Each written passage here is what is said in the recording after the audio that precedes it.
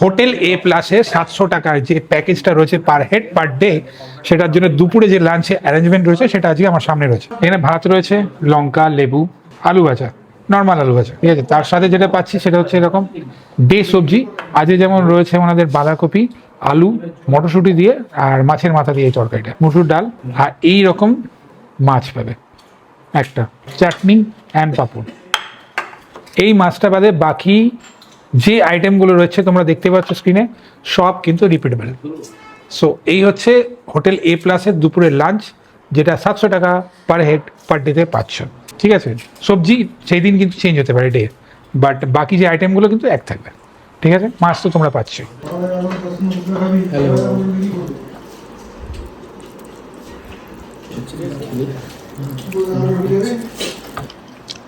দীঘার সাইডে, সমুদ্রের সাইডে মাছের কোয়ালিটি ভালো।